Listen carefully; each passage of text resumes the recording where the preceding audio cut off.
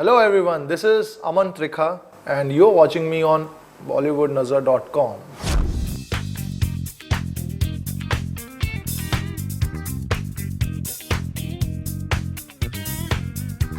आज हमारे साथ मौजूद हैं एक ऐसे सिंगर जिन्होंने बॉलीवुड में कई हिट और back to back super hit songs दिए हैं। खिलाड़ी 786, भूतनाथ रिटर्न्स और अब कांची फिल्म में भी अपनी आवाज देने वाले अमन त्रिखा से आइए आपको भी मिलाते हैं। तो हाय अमन, वेलकम टू बॉलीवुड नजर। Thank you. तो अमन, ये जो शुरुआत आपने की है सिंगिंग की, ये कैसे की, इसकी थोड़ा एक ब्रीफ जानना चाहते हैं हम। सिंगिंग की शुरुआत सारे व्यूअर्स को बताना चाहता हूँ कि मैं एक इंजीनियरिंग स्टूडेंट हूँ बेसिकली, और 2005 में मेरा फर्स्ट ईयर इंजीनियरिंग था। और फर्स्ट ईयर इंजीनियरिंग में मुझे यह एहसास हुआ इस बात का कि मैं गा सकता हूँ, और उस दौरान ही में ये डिस्कवरी हुई चीज़ की कि हाँ, गाने में मैं कुछ कर सकता हूँ या मेरी आवाज़ है जिसमें मैं लोगों तक पहुँचा सकता हूँ। तो ऐसे ही एक लेक्चर हो रहा था जैसे कॉलेजेस में होते हैं, और मैं गा रहा था, कुछ गुनगुना रहा था। तो साथ में जो मेरा क्लासमेट बैठा हुआ था उसको बहुत अच्छा लगा, उसने बोला यार अच्छी लग रही है आवाज़, गाते रहे, बोरिंग लेक्चर है वैसे भी, गाते रहे तू। तो थोड़ा गुनगुनाया मैंने, और वही फ्लो में चलता रहता। मैं सोच नहीं रहा था मैं क्या गा रहा हूँ, कुछ तो मैं आई वॉज जस्ट हमिंग। तो it all started from there, और वहाँ से उन्होंने कहा कि तुमको रियलिटी शोज़ में पार्ट लेना चाहिए। तब इंडियन आइडल सीज़न 1 शुरू हो रहा था और हो चुका था, इनफैक्ट मिडिल में था। तो मैंने सीरियसली ध्यान नहीं दिया जितने भी लोग कह रहे थे। और पर एक बार ऐसा ही हुआ कि टीचर सुन रहे हैं, मैं वर्कशॉप में, इंजीनियरिंग की वर्कशॉप होती है, आयरन फाइलिंग होती थी, वुड फाइलिंग होती थी, तो सब चल रहा था। तो उसके बाद उन्होंने कहा कि यार you should at least take part in the annual function, annual festival of the college. तो उसमें मैंने पार्ट लिया, उसमें मैं टॉप 6 में चुना गया। तो बहुत बड़ी बात थी मेरे लिए कि जहाँ पे लोग थर थर कांपते हैं वहाँ पे मैंने अच्छा गाया और लोगों को भी अच्छा लगा, सबसे बड़ी बात। और दैट वाज अ बूस्ट। जब लोग तालियां बजाते हैं तो आपको अंदर से बहुत अच्छा लगता है कि हाँ, आपने कुछ अच्छा किया है। और that was a, you can say, catalyst, and that was a initial point जहाँ से सारी चीज़ें शुरू हुई। तो ये तो आपकी शुरुआत रही। अब अगर हम आपकी फर्स्ट गाने की बात करें, जब से आपको लोगों ने पहचाना, गो गो गोविंदा, उसके 2 लाइन तो हम ज़रूर सुनना चाहेंगे। अटके मटके झटके मारे हैं तू आज शोला, तो हम भी फुवारे हैं, तू आसमां पे है तो चांद तारे हम। है अटके मटके झटके मारे हैं तू आज शोला, तो हम भी फुवारे हैं, तू आसमां पे है तो चांद तारे हम।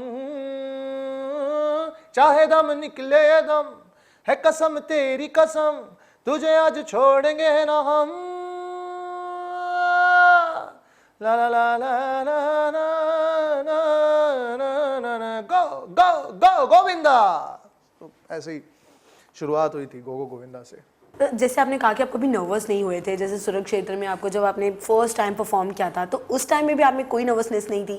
क्योंकि सामने आप हिमेश है और लता जी, आशा जी हैं। इतने सालों का स्ट्रगल जब होता है ना, तो आप भूखे और आप एकदम बेशर्म हो जाते हो। मैंने कहा कि कोई भी आ जाए माइका लाल सामने, मेरे को तो वही करना है जो मैं करते आ रहा हूँ, कि रिस्पेक्ट है, एटीट्यूड है और हम्बलनेस है। बट ये नहीं है कि मैं, इतने बड़े लोग हैं, मैं क्या करूँगा। तो फिर आए क्यों आप? या तो आओ मत, या तो आप, अगर आप स्टेज पे हो, जब भगवान ने जब इतना बड़ा प्लेटफॉर्म दिया है कि इंडिया पाकिस्तान के शोज़ के ही सिर्फ दर्शक नहीं देखेंगे आपको, ग्लोबल ऑडियंस थी उस शो की। मेरे इंडिया में इससे ज़्यादा बाहर फैंस फॉलोइंग ज़्यादा है इस शो के बाद। तो मेरा ये मुझे सिर्फ एक मौका ही चाहिए था, इतना बड़ा मौका, क्योंकि 2005 से मैंने शुरू किया। उसके बाद 2006 के मिडिल में आके मैंने हिंदुस्तानी क्लासिकल की तालीम सीखी उस्ताद मकबूल हुसैन खान साहब, रामपुर सहसवान घराने से। एक आवाज़ थी मेरे पास, बट वो आवाज़ को पॉलिश करना, क्योंकि प्लेबैक में और इतने टॉप मोस्ट लेवल पे पॉलिश्ड, और हर इमोशन को इमोट, हर इमोशन, हर डायलॉग या हर चीज़ को डिलीवर करने के लिए वो एक जो निखार होता है वॉइस में, वो सिर्फ एक गुरु ही कर सकता है, और उन्होंने बखूबी किया। बैक टू बैक ये जो हिट लिस्ट आपकी निकल रही है, तो कभी आपने सोचा था, एक इंजीनियरिंग स्टूडेंट है, आपने सोचा था कि मुझे ये मैं ये भी कर सकता हूँ? आपको कभी ऐसा लगा था जब आपने एडमिशन लिया होगा इंजीनियरिंग में? नहीं, इंजीनियरिंग में एडमिशन के टाइम पे तो कुछ सवाल ही नहीं था, क्योंकि पता ही नहीं था कि गा सकता हूँ। उसमें मेरा म्यूज़िक के प्रति यही रुझान था कि हाँ, कीबोर्डिस्ट कुछ मैं पैशन म्यूज़िक के लिए शुरुआत से था, लेकिन सिंगिंग का जो पैशन था वो फर्स्ट ईयर में ही आके उजागर हुआ। और जो कीबोर्ड्स बजाता था तो कीबोर्ड्स में मैं यही बोलता था कि मैं यार पार्ट टाइम कीबोर्डिस्ट बन जाऊंगा, लेकिन गा सकूंगा ये नहीं पता था, तो फर्स्ट ईयर में आके पता चला। सिंगिंग की शुरुआत में आपने कभी किसी को इंस्पायर किया है जिसकी आवाज़ आपको बहुत पसंद हो? जिससे इंस्पायर हुआ, अगर आप पुराने दौर में चले जाओ तो रफ़ी साहब, किशोर दा, मन्ना डे जी, मुकेश जी और तलत महमूद साहब, KL सहगल साहब, तो हर एक की एक USP है, खासियत है। तो उस खासियत को मैं जब सुनता था गाने में तो मैं उनके ऐसा गाने की कोशिश करता था बचपन में भी, या बचपन में तो गुनगुनाता था, लेकिन जब होश संभाला और समझा कि गा सकता हूँ तो जो भी रेडियो पे आ रहा है तो वो कैसे एक लफ्ज़ को बोल रहे हैं, कैसे एक वर्ड को, कैसे एक इमोशन को अपनी आवाज़ और अपने सुर से एक्सप्रेस कर रहे हैं, ये सब चीज़ें हमेशा ध्यान में रहती थी। और आज के दौर में सोनू जी हैं, उदित जी हैं, कुमार शानू जी, के शफ़क़त अमानत अली, राहत फ़तेह अली ख़ान। स्ट्रगलिंग पीरियड की बात की जाए तो हर एक इंसान का एक स्ट्रगलिंग पीरियड होता है, लेकिन आपको नहीं लगता आपने इतने सारे हिट लिस्ट दिए हैं लोगों को, लगता है कि स्ट्रगल थोड़ा कम था आपकी लाइफ में? स्ट्रगल तो हर एक की लाइफ में होता ही है, जितना लिखा होता है ऊपर वाले ने। Everyone has to work hard, और अगर कुछ अच्छा मिलता है आपको तो वो अच्छा सस्टेन कर पाते हो आप इसीलिए क्योंकि आपने हार्ड वर्क किया होता है and you know how to value that. क्योंकि अगर बहुत जल्दी लोगों को सक्सेस मिल जाती है तो वो फिर डाइजेस्ट नहीं कर पाते। तो मेरा बहुत सिंपल सा फंडा है, जस्ट वर्क एंड फॉरगेट। अगर लोग आपको सराह रहे हैं तो ये आपका गुड लक है, नहीं सराह रहे तो भी आपकी अच्छी बात है, क्योंकि कुछ ना कुछ होगा जो लोगों को पसंद नहीं आया। तो अगर आप उस पर वर्क करेंगे तो it will be better for your future growth. क्या आपको लगता है कि सिंगर्स के लिए बहुत मुश्किल होता है अपनी फेस वैल्यू लोगों को बताना, क्योंकि नॉर्मली उनकी आवाज़ ही लोगों तक पहुंचती है, तो इस बारे में क्या कहना है आपका?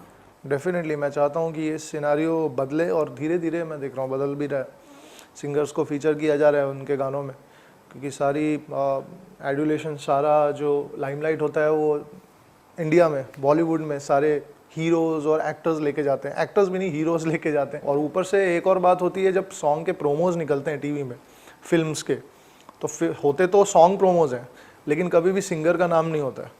तो ये बात से भी मुझे, और but of late I have been noticing कि वो चेंज आ रहा है कि they are including singer, lyricist, music composer, particularly जो सॉन्ग का प्रोमो है उसी सॉन्ग के वो लोग क्रेडिट्स भी देते हैं। सो धीरे धीरे रेवोल्यूशन हो रही है, धीरे धीरे चेंजेस हो रहे हैं हर चीज़ में। I hope that things will change and they are changing.